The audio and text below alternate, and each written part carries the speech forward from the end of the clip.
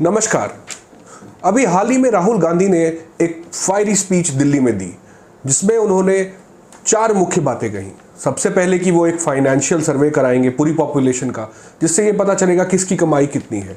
दूसरा कि वो एक इंस्टीट्यूशनल सर्वे कराएंगे सारी संस्थाओं का, मीडिया का, जुडिशरी का, सारे कॉरपोरेट ऑफिसेस का, ताकि ये पता करेंगे कि किस कास्ट की कितनी रिप्रेजेंटेशन अभी मौजूद है हर इंस्टीट्यूशन में।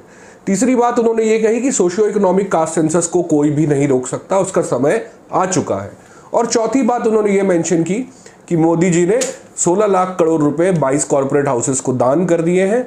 कांग्रेस की अगर सरकार आएगी तो इन्हीं में से कुछ पैसा निकाल कर वो गरीबों को न्याय देंगे और 90% ऑफ पॉपुलेशन में डिस्ट्रीब्यूट कर देंगे। और इस प्रकार से उन्होंने इस क्रिटिसिज्म को आंसर किया है कि कांग्रेस के मैनिफेस्टो में जो इतनी बड़ी एम्बिशियस स्कीम्स हैं उनको फंड कहां से किया जाएगा। नमस्कार, मैं हूं उत्कर्ष और आप देख रहे हैं एवरेज इंडियन चैनल। आज हम इसी टॉपिक को एनालाइज करेंगे, वेल्थ रिडिस्ट्रीब्यूशन और इनकम इनइक्वालिटी इन इंडिया, और उसके स्ट्रक्चरल कारण क्या है और उनको कैसे सॉल्व किया जा सके। और राहुल गांधी के प्रपोज किए गए सॉल्यूशंस क्या सच में प्रैक्टिकल है या फिर चुनावी माहौल में ये बस वादे मात्र हैं। अगर आप इस टाइप का कंटेंट पसंद करते हैं या आपको ये एनालिसिस पसंद आ रहा है तो इस चैनल को ज़रूर लाइक और सब्सक्राइब करें और हमें सपोर्ट करें ताकि ये वीडियोस ज़्यादा से ज़्यादा लोगों तक पहुंच सके। अब वेल्थ रीडिस्ट्रीब्यूशन के मुद्दे को कांग्रेस उठाकर रिस्क तो ले रही है। ये दो-धारी तलवार है। मतलब अगर जनता मोबिलाइज हो गई तो 90% ऑफ द पॉपुलेशन के वोट के शिफ्ट होने का चांस है, और अगर मोबिलाइज नहीं हुई तो एक क्लास है, एक सेक्शन है जिसके दिमाग में डाउट आ रहा है कि इनके दिमाग में चल क्या रहा है, ये कल को क्या कर बैठेंगे। मतलब ये सोशलिस्ट प्रिंसिपल्स तो रशिया, सोवियत, चाइना, इन लोगों ने ट्राई करके देख लिया। ये सारे प्रिंसिपल्स तो फेल हो चुके हैं। खुद हमारे देश में वेस्ट बंगाल की सरकार ने 35 सालों तक इन्हीं प्रिंसिपल, यही इक्वालिटी, यही बॉटम ऑफ द पिरामिड को इक्वालिटी देने के नाम पर सारे इंडस्ट्रीज और सारे वेल्थ क्रिएटर्स को बंगाल से एरेडिकेट कर दिया।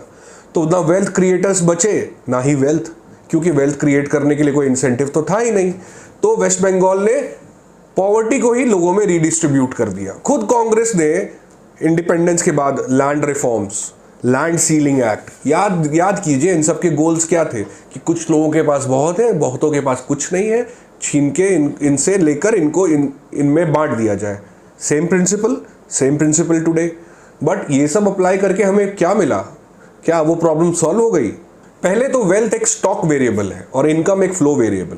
स्टॉक वेरिएबल मतलब टंकी में जमा होता एक पानी, और फ्लो वेरिएबल मतलब नल से गिरता हुआ पानी। तो इनकम जब धीरे धीरे गिर के सेविंग्स जमा होंगी तो वो वेल्थ बनेगा। तो किसी की वेल्थ को किसी की इनकम से कंपेयर करना गलत है। एक स्टॉक वेरिएबल को एक फ्लो वेरिएबल से आप नहीं कंपेयर कर सकते। इनकम इनइक्वालिटी एक बहुत बड़ी प्रॉब्लम है इंडियन सोसाइटी की। इनफैक्ट सारी कैपिटलिस्ट इकोनॉमीज की ये बड़ी प्रॉब्लम है। ये एक स्ट्रक्चरल प्रॉब्लम है और इसके सॉल्यूशंस हम वीडियो में आगे डिस्कस करेंगे। बट फिलहाल हम ये कह सकते हैं कि अगर किसी इंसान ने अपनी एंटरप्राइज, अपनी रिस्क टेकिंग के कैपेबिलिटी, अपनी मेहनत से अगर वेल्थ बनाई है, तो ये रॉबिन हुड स्कीम चलाकर उसकी वेल्थ लेके सब में बांट देना कहाँ तक सही है। इंडिया में कितने फर्स्ट जनरेशन मिलियनर्स और बिलियनर्स आज बन रहे हैं। आज जोमेटो खड़ी हो रही है, आज ओला खड़ी हो रही है, आज फ्लिपकार्ट खड़ी हो रही है। तो कल को अगर ये इंसेंटिव काट दोगे तो ये कंपनीज कहाँ से आएंगी? पर यह बात भी सच है कि पैसे से अनड्यू पावर और इन्फ्लुएंस आता है। जो रिच क्लास है वो टैक्सेस को अवॉइड करता है, टैक्सेस बचाकर अपनी ब्लैक वेल्थ बिल्ड करता है। लॉज जो है वो रिच के लिए ज़्यादा बेंड होते हैं, तो लॉज को बाईपास भी करके अपनी वेल्थ को बिल्ड करते हैं। और ऑल्सो रिच क्लास एक मिसकंसेप्शन में जीता है कि जितने गरीब हैं वो इसलिए गरीब हैं क्योंकि वो नालायक हैं और कामचोर हैं। वो काम ही नहीं करना चाहते इसलिए वो गरीब है, जबकि रिच बहुत एंटरप्राइजिंग और इनोवेटिव है।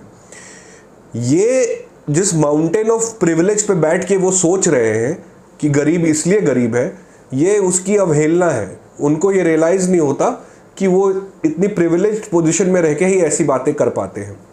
और इनइक्वालिटी की स्ट्रक्चरल प्रॉब्लम्स एग्जिस्ट करती है हमारी कंट्री में। तो इनइक्वालिटी 3 टाइप की होती है: वेल्थ इनइक्वालिटी, इनकम इनइक्वालिटी और कंजम्पशन इनइक्वालिटी। अगर आप ऑक्सफैम की रिपोर्ट देखें तो इंडिया में टॉप 1% के पास कितनी वेल्थ थी, ये सालों दर साल कैसे चेंज हुई है आप इस स्लाइड में देख सकते हैं। और आज इंडिया का टॉप 1% के पास 40% से ज़्यादा वेल्थ है कंट्री की। तो ये इनइक्वालिटी एग्जिस्ट करती है, इसमें कोई आंखें बंद नहीं कर सकता, और इसको एड्रेस करने के कुछ रास्ते हैं। पर सरकार क्या कर रही है? सरकार ये कर रही है कि सरकार 5 लाख करोड़ रुपए की वेलफेयर स्कीम्स चला रही है। ये जो डायरेक्ट बेनिफिट ट्रांसफ़र आने के बाद लोगों के हाथ में सच में पैसा जा रहा है। जो पैसा पहले सिस्टम में लीक हो जाता था, आज लोगों के हाथ में वो पैसा पहुंच रहा है। इसीलिए पिछले 10 सालों में हम 30 करोड़ लोगों को एक्सट्रीम पॉवर्टी से पुल करके ऊपर ला पाए हैं। बट ये बात भी सही है कि अमीर और अमीर होता जा रहा है और गरीब, तो उनको एक्सट्रीम पॉवर्टी से निकालने के बावजूद भी इनकम इनइक्वालिटीज एक्चुअली बढ़ी हैं। तो इनकम इनइक्वालिटी को कम करने का एक ही तरीका है कि जो लोग नीचे हैं और वो कम कमा रहे हैं, उनकी कमाई को बढ़ाया जाए, राइट।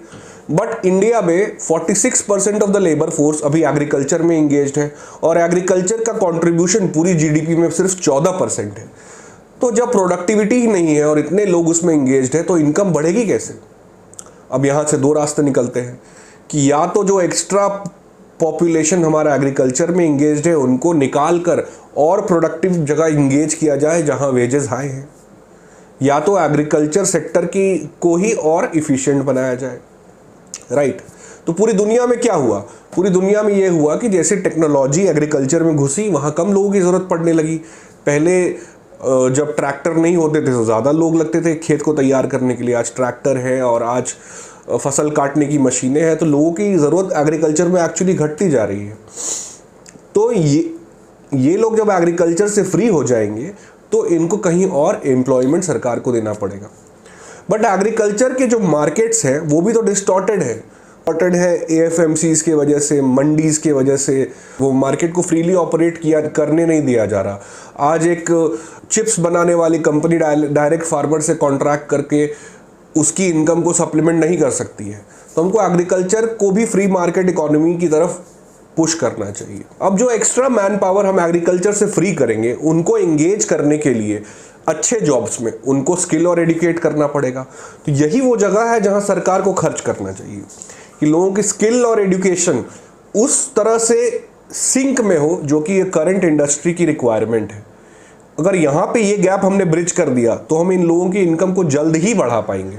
अब मान लिया जाए कि जितने लोग एक्स्ट्रा सरप्लस एग्रीकल्चर में थे उनको हमने निकाल भी लिया, उनको हमने स्किल भी कर लिया और वो जॉब के लिए तैयार हो गए। पर ये जॉब तभी कर पाएंगे जब कोई जॉब देने वाला हो। अब इंडिया की लेबर मार्केट की सच्चाई क्या है? सच्चाई ये है कि टोटल 4 करोड़ सरकारी नौकरियां हैं पूरे देश में, और इंडिया की लेबर फोर्स का साइज है 60 करोड़। अब इसको 1.5 करोड़ युवा हर साल ज्वाइन करते हैं, मतलब 60 करोड़ का ये जो पूल है इसको 1.5 करोड़ हर साल ज्वाइन कर रहे हैं।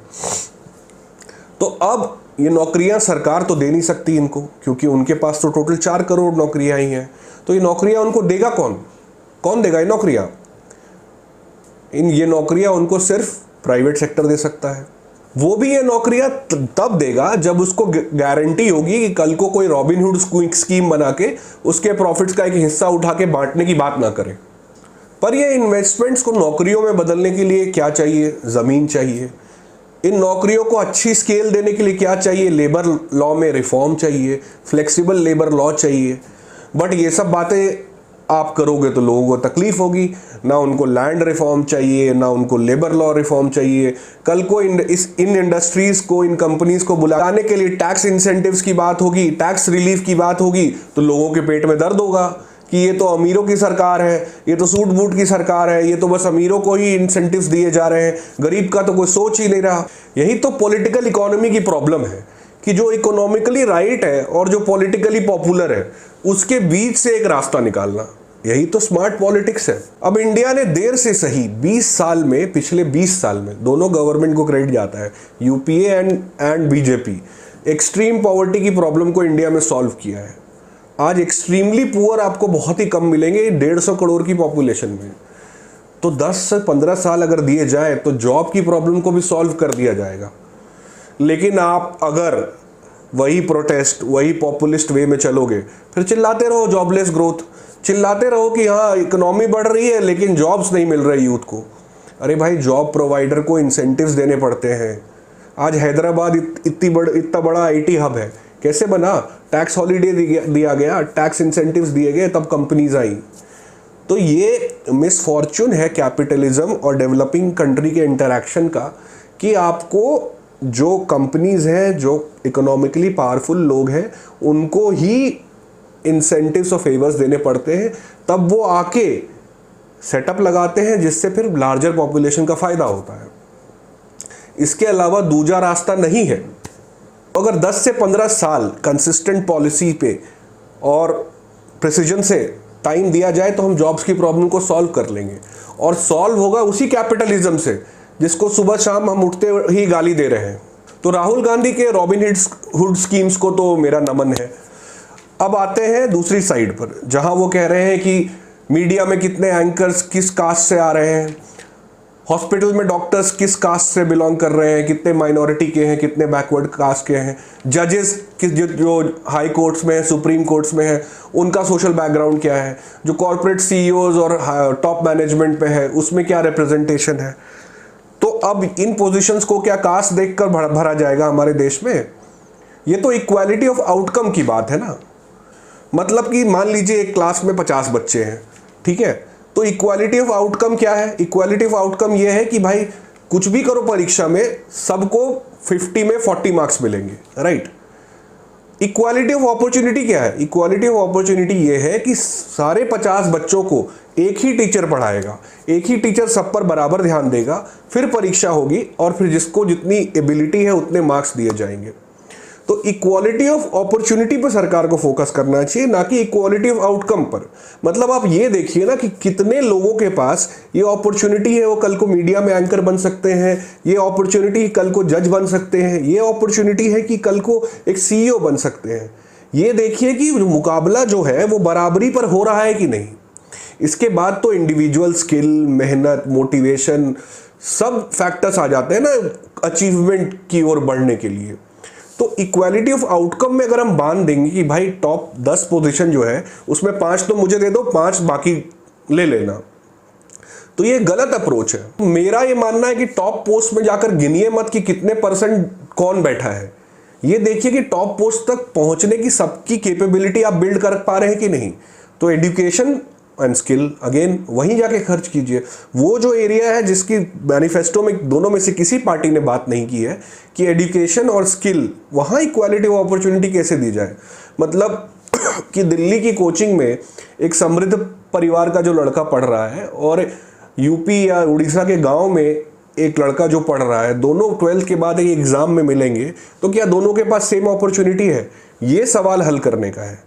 ये सवाल हल करने का नहीं है कि एक पर्टिकुलर पोजीशन में कितने परसेंट कौन आ रहा है। कास्ट सेंसस जरूर कीजिए, कास्ट सेंसस कीजिए, बट इसके नाम पर देश को आइडेंटिटीज में मत बांटिए, देश में आग मत लगाइए। ये पॉलिटिकल आइडेंटिटीज और ये कम्युनिटी बेस्ड रिसोर्सेज पे हक, ये सब 20th सेंचुरी के आर्ग्यूमेंट्स हैं। आज सोसाइटी इंडिविजुअलिस्टिक लेवल पर मूव कर रही है, सबको अपने एजुकेशन, अपनी अचीवमेंट्स, अपनी इंडिविजुअल बैटल से मतलब है। तो पॉलिटिकल आइडेंटिटीज से रिसोर्सेज ट्रेड करने की पॉलिटिक्स पुरानी पॉलिटिक्स है। तो इस पर अगर हम जाएंगे तो हम पीछे की ओर जाएंगे। इन सारी डिबेट से जनता को पॉलिटिकली चार्ज किया जा रहा है या वोट्स गैदर किए जा रहे हैं, बट ये प्रॉब्लम का सॉल्यूशन नहीं है। प्रॉब्लम का सॉल्यूशन कहाँ था? प्रॉब्लम का सॉल्यूशन था इक्वालिटी ऑफ अपॉर्चुनिटी में, एजुकेशन पे खर्च करने में, स्किल्स पे खर्च करने में, जो रिफॉर्म्स चाहिए देश को उन रिफॉर्म्स को कैरी आउट करने में, पॉलिटिकल इकोनॉमी को मैनेज करने में। ये सारी मेहनत के काम हैं। ये सारी चीज़ों को अगर अनाउंस करेंगे मैनिफेस्टो में तो इससे बहुत चर्चा नहीं होगी, इससे बहुत वोट्स नहीं मिलेंगे, बट सॉल्यूशन जो चीज़ों की होती हैं वो ऐसी बोरिंग आइडियाज से ही आती हैं। ऐसे पॉलिटिकली पोलराइज करने वाले आइडियाज से सॉल्यूशंस नहीं मिलते। इसके अलावा कल ही सुप्रीम कोर्ट ने ईवीएम पर एक सारे डाउट्स को ख़त्म कर देने वाला जजमेंट दिया है और ईवीएम की लेजिटिमेसी को अपहोल्ड किया है। तो उम्मीद है इस बार जो भी पार्टी चुनाव हारेगी वो हार का ठीकरा ईवीएम पर नहीं फोड़ेगी और अपनी जिम्मेदारी लेगी और हमारी इलेक्टोरल प्रोसेस की पूरी लेजिटिमेसी पर सवाल नहीं खड़े करेगी। तो इंडिया में इनइक्वालिटी एक रियलिटी है। इससे डील करने के लिए हमें रियल सॉल्यूशंस चाहिए, लॉन्ग टर्म सॉल्यूशंस चाहिए और ये सॉल्यूशंस मार्केट के कोऑपरेशन से और स्टेट के इंटरवेंशन से, ताकि इतने स्कीम्स तो चलते रहें ताकि किसी के पास बेसिक कमियां तो ना हो। साथ ही इक्वालिटी ऑफ अपॉर्चुनिटी अगर इंश्योर किया जाए तो हर किसी के पास मौका हो बराबरी की लड़ाई में शामिल होने का, तभी हमारा देश आगे बढ़ेगा। अगले हफ्ते फिर हाजिर होऊंगा एक नए टॉपिक को लेकर। तब तक के लिए धन्यवाद। एक एवरेज इंडियन।